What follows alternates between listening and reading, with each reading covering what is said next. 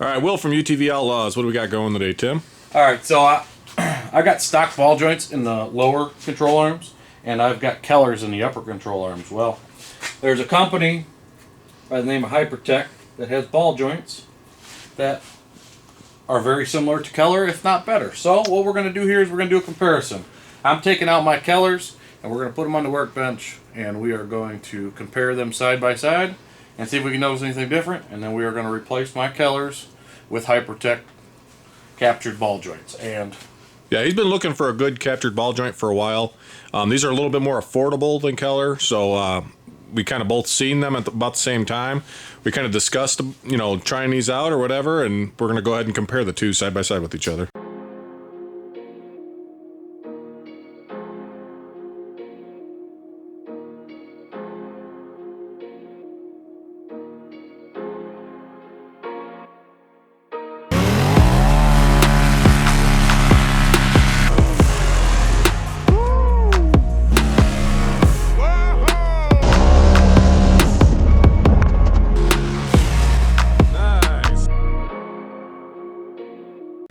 And I like my Kellers, but I'm open for options here. With stock ball joints and jumping, I went through, not that I went through a lot of ball joints, but I don't like having any play. And if I go out and jump something and, because my ball joints got a little bit of play, causes it to, snap a little bit easier or something, I don't want that problem. And I don't want to, nosedive my machine because my tire broke off when it landed or something along those lines. So always keeping your suspension parts nice and tight, is a good idea. When doing anything like that. You've been through a few ball joints over the years. Yeah, I've went through quite a few ball joints. Yeah. So the upper ones always seem to take the harder hit. So Yeah. I replaced those first.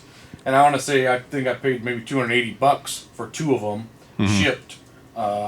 So they've been in there for 4 or 5 months. Yeah. And we're going to pull them out, compare the other ones, and we'll show you that here shortly. But we're going to show you how to remove your ball joints and disassemble it. Try to give you a good idea. Yeah, so he's got Kellers in the top, and then, like he said, the stockers in the bottom right now. So he kept having problems with the top, so he just tried to make it so he can get through the summertime, and then we can kind of reassess and decide which direction we're going to go. So we're going to go ahead and show you guys pulling these all apart, and then we'll compare the two later. All right, so you're going to have to remove your two caliper bracket bolts. They're going to be 15s. Set those on the side. The caliper then can come out and get set off. So then you got 15 here. You need a 15 wrench and a 15 socket. Okay. Here's a wrench for the socket. This will loosen the upper.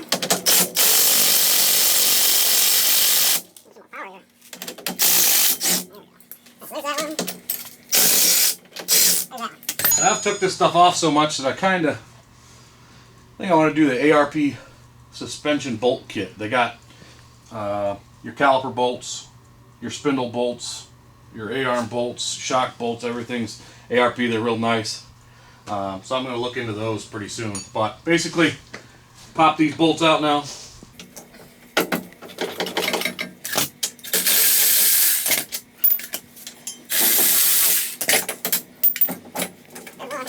That's where everything will slide apart for you. So you can just basically leave those hooked up. So now to take these off, I'm going to loosen this Allen and this nut, and it'll back the tension off here. Actually, ain't even much tension. Well, he's already been on here 4 months, 3 months.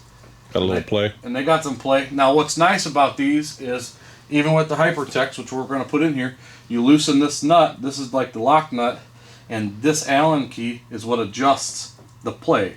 Now, you can't make it crazy tight. It's still got to be able to move around freely, and they are greasable. Right here's a grease fitting. It takes a needle greaser, and basically I'm just going to loosen this up, and then this big nut will take this off, and then basically the guts of the ball joint will come out, and then the bottom half will knock out, and then I'll show you how to take out the stock bottoms. All right, so I'm just going to loosen up this adjustment here, this lock nut. Let's loosen that up, and then you can back this out, which will take the play, tension off of it, which is not really that big of a deal right now. So that for a Keller was a 1/4 inch Allen and a 19 millimeter for the nut, adjustment nut here. Then we got these 1 1/4.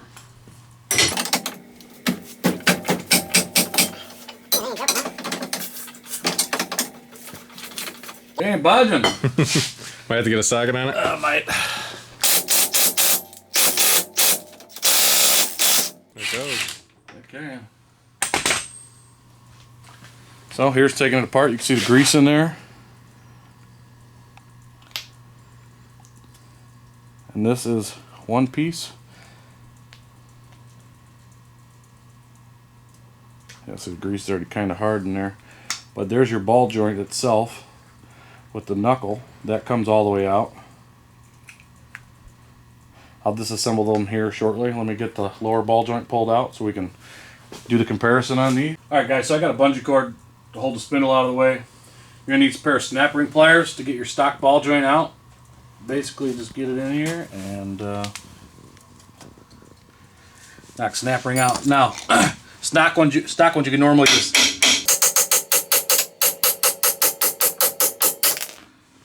tap out. Now to put them back in, you can use a ball joint press, which I have, but I don't know that we're going to need them with the Kellers. We might, or with the Hypertechs. We might need them.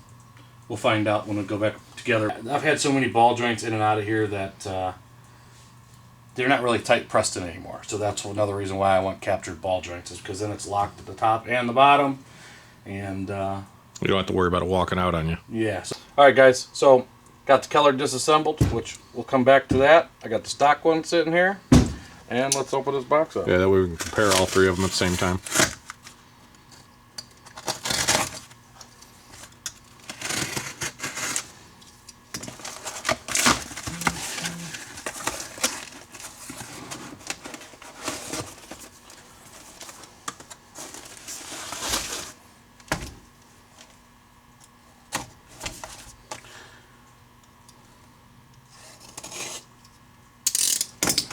So here's part number.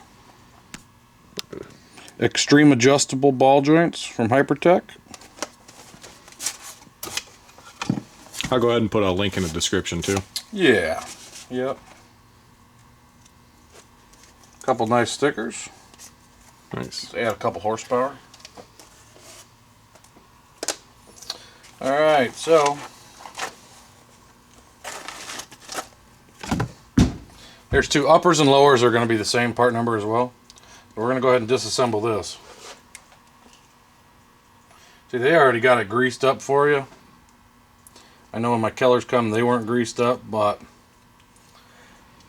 so here's the cups for that. And the nut's already loose, so we'll go ahead and disassemble this here. I'm going to try to compare the wearable parts to other wearable parts. There's a suction in here with these grease.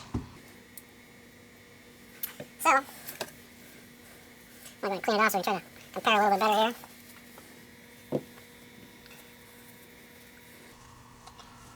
here. Yeah, we'd had this. I see a few things different. We'd had this prepped up already, but I know you guys like the unboxing stuff, so. Yeah. Alright, so let's start with a few things I see right away. So like this and this are basically your wearable pieces, okay?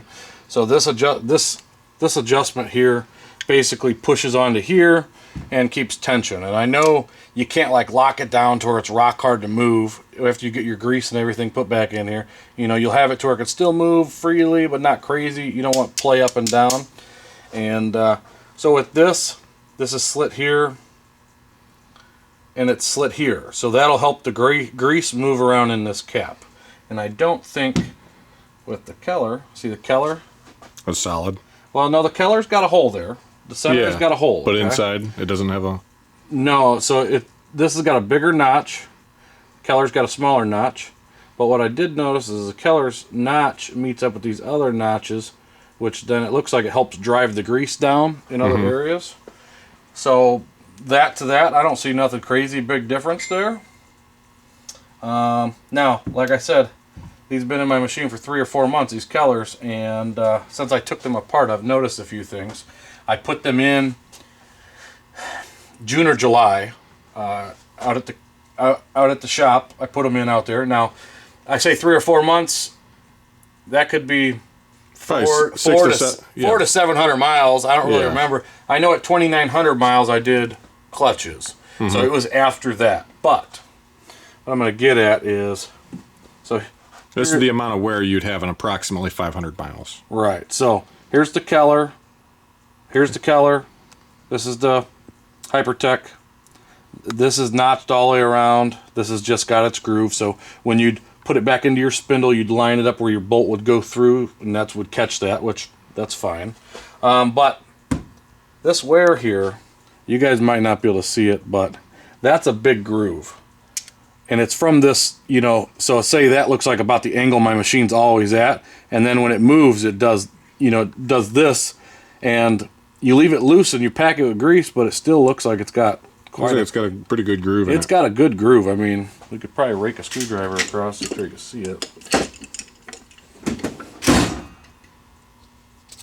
I mean, it's catching on it, and all this is kind of pitted up here already. This has got some pitting in it already, and I know it's because the grease wasn't, you know, in there 24/7. It probably eventually come out of there, but let's say 500 miles, that's the wear I got. It's not bad, but they are adjustable, they are rebuildable.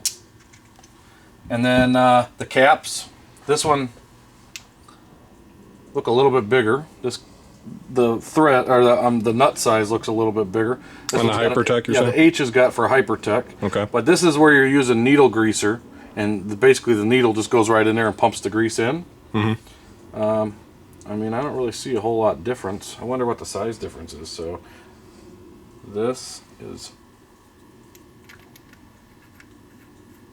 so Keller and Hypertech both use the same size Threads. housing and threads. Okay. So because this is Hypertech, this is a Keller. I don't know. And then here's the stock ball joint. Now, when I put these Hypertechs in, or I'm sorry, when I put these Kellers in, I put new lower ball joints in, and These things are gone. I feel like I can kill a stock ball joint with one nosedive, because this thing, you might not be able to hear it, Yeah, you can hear it. but it's already got play, and it ain't been in there about that same time too. I mean, then every time I go to check my ball joints, That's not how even they where are. it takes the hits. It's the lower ball joint, which isn't as bad. Right, and this is the lower ball Upper, joint. yeah, exactly. But it's got some play. It's stiffness. It doesn't, you know, it's not as free as it should be. You can feel something catching up in there. But overall, I mean, I don't know. I like these Hypertechs.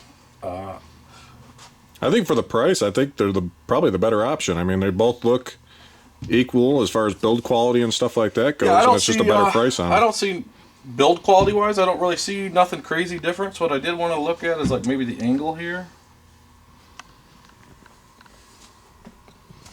But I mean, even at that, I can't really tell. So here, I would do.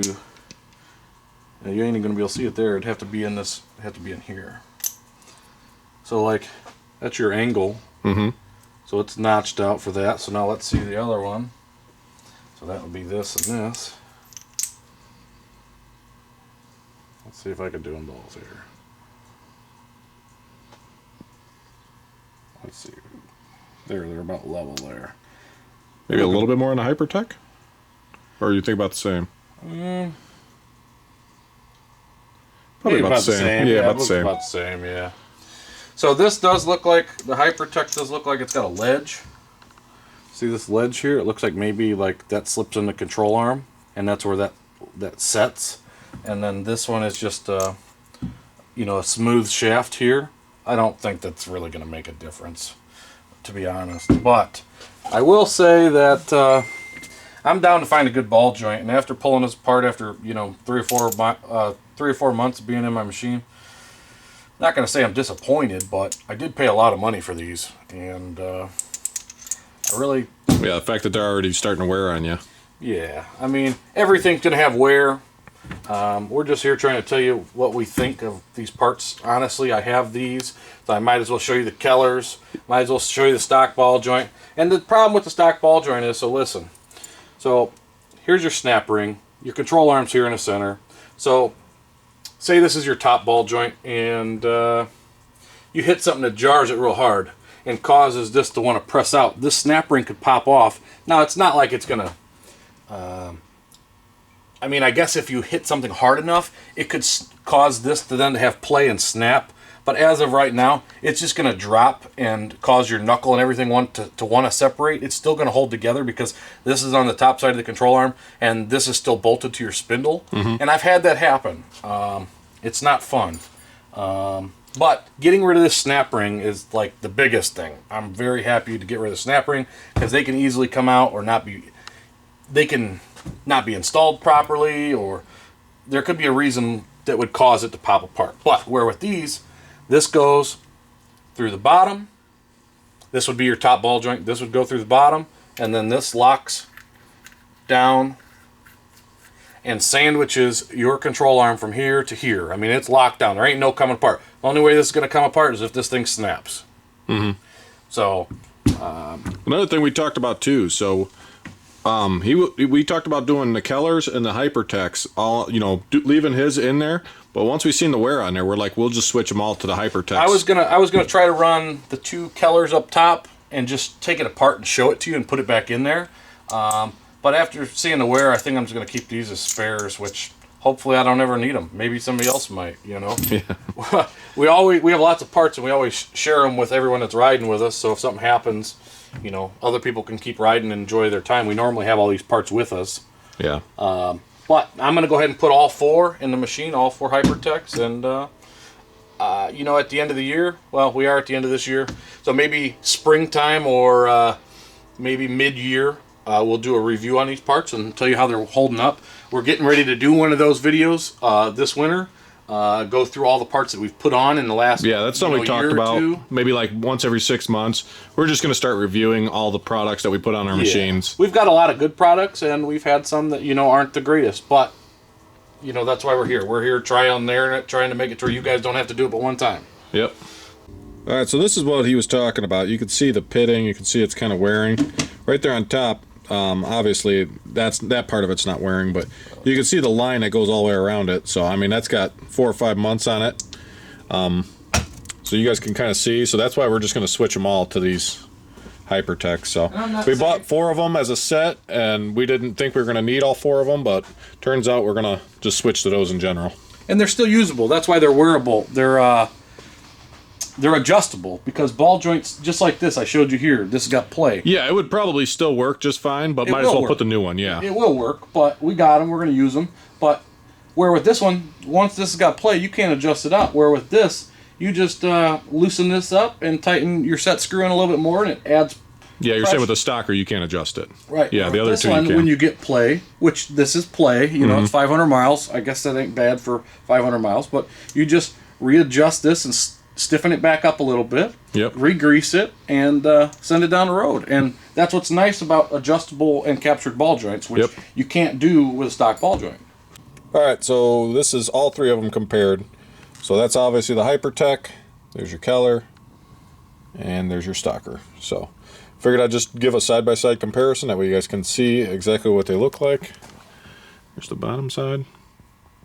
But you can see they're real comparable. All right, so this is not how it's supposed to be. You see how it just slides up in there? That's why I wanted captured ball joints. This one still has to be pressed in, but it hasn't had as many ball joints. It's the lower, so they don't go as bad. So the upper ball joint, this sleeve would go up through the bottom, and then you drop this piece in. See, I got it greased. This is thick and tacky, some marine grease. It's really good stuff. I use it on the semi I work on. So now that's packed with grease. Well, you want to go ahead and hand me that cap and that. There's the top piece.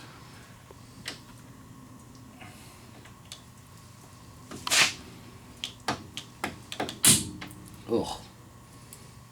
Nice and juicy. Oh, there's the cap for everything. What? There's the cap. Yeah, that's the cap. Once we get in here, we'll adjust them all in a little bit. Oh, the handle are greasy? There we go. So basically, we can just loosen this up here. I'm not going to adjust it right now, but I'm just going to show you what's going on here. So right here, you can see it's going up and down. Got a little bit of play. Got some play. That's what all my stock ones always felt like. Get rid of that. So by taking this screw in, it puts pressure down. Mm-hmm. Tightens everything up. So I guess I'm gonna have to do it with the wrench, but so we still got play. I need to back this off. That's my problem here. There we go.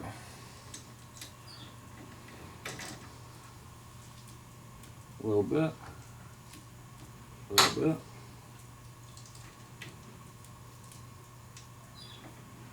Well, I think you want. Now there's no play there. Now you. Yeah, but it still moves freely. Yeah. So you'll nice and free. See now that it's really stiff. You don't want nothing like that. So just crack it loose. So there's really no play. Mm-hmm. And then you just tighten it. You tighten her down. So now that you got that in there, you got your boot that just slides up on there. I normally rock a zip tie on there. Just keep it all in place. It helps it all keep closed up, sealed up. So this is still all got to be torqued down. This got to be adjusted. I loosened it up again, but gonna go ahead and try to get the lower one in here. Show you how to do that with the ball joint press because that's how yours will be. All right, so I just got this tightened down. It was a 1 3/8, I think. 1 3/8.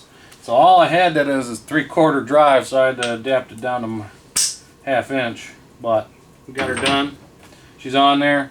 It is, the nut head is a lot bigger than the Keller. The Keller was 1 1/4. It's 1 3/8. So, all right. So I ended up holding the control arm and just lightly tapping it in. Like I said, they got play. My control arm slots got play. So we got this greased up. Might be a little bit much, but it's all right. Grease ain't never hurt nobody. So then we'll push these on up and in. I guess for those that don't have that much play, you want to explain how the All right, tool works? Yeah, so I got a ball joint press right there, and basically you'll just it's a big C clamp with a hole in it, and to press this in, one side would be firm against here, and this side would have a big sleeve, and then when you tighten it down, it pushes this into the control arm. You can open the box right there, Will. Right Okay. behind you. Okay. Or I will. So this is a ball joint press. So basically, this round piece or this piece, I would have on the top of it that's getting pressed in, and then the other side would have this piece and whatever sleeve that went around the ball joint to where it had enough room to push it in. And then you just take, most of them are like a 7/8 wrench or a socket, and you could just press it right back in. This one's seen lots of wear, but that's just a cheap one. Gotcha. I don't think most of the times you're even going to need it. I think you can probably get away with just tapping them in, tapping them out. Now, putting stock ball joints in, you don't want to hit the top. You might want to get a socket that cups the outside edge because the inside center is like a tin, and you don't want to damage that by hitting it. But like that sleeve, I just lightly tapped it and it went right in the control arm. So just like it actually went in easier than the other one came out. So it's not the end of the world. These ball joints, I think, could take a lot harder hit than that. They're going to, for sure, from me. Yeah. So, like I said, this has got some play here. I'm going to get the other boot on here. And I didn't see any zip ties in the box. Maybe that's something they should do. But, Yeah, we got zip ties laying yeah, around. I'm going to zip tie this around here and this around here. Get the other boot on. And show you going back together. And then we'll time lapse the other side. All right, and so the point of the zip tie is so I'm sure it's probably fine. It's secured between the knuckle. But the thing is you zip tie it here and you zip tie it here. You know, if for some reason it flexes and the boot pops open and you're in the water or you're in the mud, you're not getting crap in there and, you know, quickly taking out your ball joints because of rust or mud and water. So, you know, just a quick zip tie. I mean, it's pretty straightforward. The bottom lip there. Hold the zip tie pretty good. Get it tightened down, just, you know, cut it off. And then right here, now obviously this got to be pushed down still, but I get one right there. Get it down there where it needs to be. And there you go. Alright, so this is exactly what we got. There's our part number right there. So you guys can see, you know, constructed of 4340 chromoly. Adjustable ball joint allows the ball and socket to be retightened. Got the heavy duty dust boot, which we just went over. The low profile needle grease fitting. And yeah, installs with simple hand tools. So I don't think these things would take you too awfully long to put in. Probably if we weren't shooting a video on it, I would say maybe 10 minutes a piece, something like that. So Yeah, nothing crazy. yeah. All right, we'll show you guys the other side of this. So when you're putting these back into your knuckle, you want to make sure that these are both turned straight this way. Same thing here. And if you can't turn it by hand, they're too tight. You need to loosen them up a little bit. They need to be able to move. If you get them too tight, you're going to feel them like grind around on themselves, and you don't want that. That's just going to wear them out.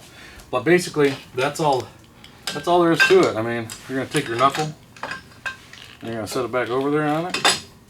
Trying to see if I can get. Yeah, so you already adjusted the lower as well, just like you showed you earlier with the upper. So that's that. And then you run the bolt through there. Put your bolt through there. Probably turn them here. Oh, no, we're good. So there's that. I'll put the nut over here. And these were 15s. Yep. And that same thing here. So you'll just line it up. And the bolt through. Alright, and then you put everything back together, you tighten everything up, and then we'll go ahead and shoot a time lapse on the other side, and then we'll give you guys our final thoughts here. Alright, there we go. Nice new ball joints right there, both captured. And a stocker and one that's probably got a little wear on it. So we're going to shoot a time lapse on this side.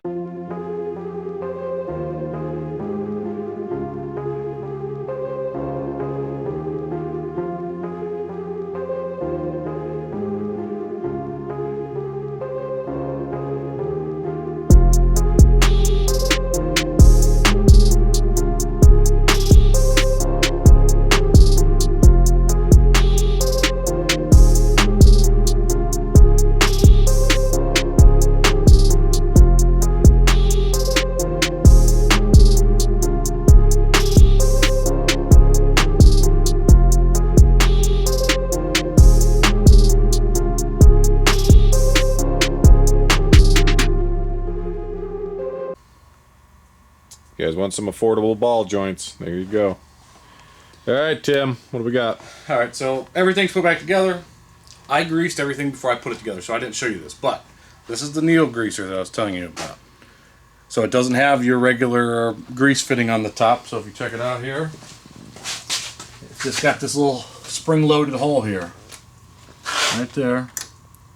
And basically, you just have your grease gun hooked to this, and you push it in there, and it injects the grease in there. Obviously, it's easier to grease when you don't have like them adjusted really tight, so it makes it pretty easy. I didn't grease them again because I already greased them beforehand. Packed them with grease, so they're good. But in the future, this is how you grease them. This is really cheap. You can get it on the internet. Tool trucks, you can get it in some part stores. I don't know how easy it is to find, but I know part stores and online will have it. It's called needle greaser. Wanted to point that out to you. If I had to do it again, I probably wouldn't spend the extra money on the Kellers. I'd probably just buy these, because what I wanted out of a ball joint is I wanted an adjustable, greasable, captured ball joint. And you wanted an affordable price. yeah, I wanted an affordable price, but I don't have no problem spending money on parts. Yeah. Trust me, buying cheap parts has got the better end of me. You know, I've Yeah. been pretty good at buying cheaper parts, and it never works out. So I've just slowly started to try to stop doing that. But if I had to do it, I'd probably just buy these. Now, there's probably some die-hard people out there that would want to, just stick with it. I like the Keller, but for the price that theirs are compared to these, I don't see anything different other than the few little things I pointed out, which I don't think it's going to affect it. But, obviously we're coming into winter, so we're going to do some winter riding.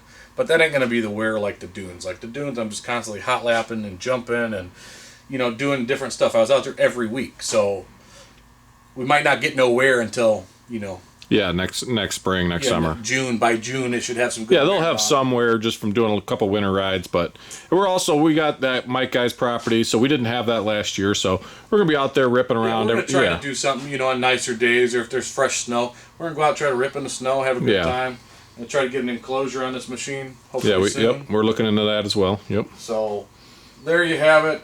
I don't know that there's anything more I could tell you about them except for these stock ball joints aren't that old. This is the other side, and it's got play as well. Yeah, They don't last long. Play. If you drive down the road on pavement and you turn your wheel and you feel, you know, something extra touchy, you might have some play in your suspension somewhere. You know, tie rods or ball joints or control arm bushings. It's always a good idea to check all that stuff out. But check out Hypertech if you guys want a good set of ball joints. Like, share, and subscribe. We'll be back. Thanks.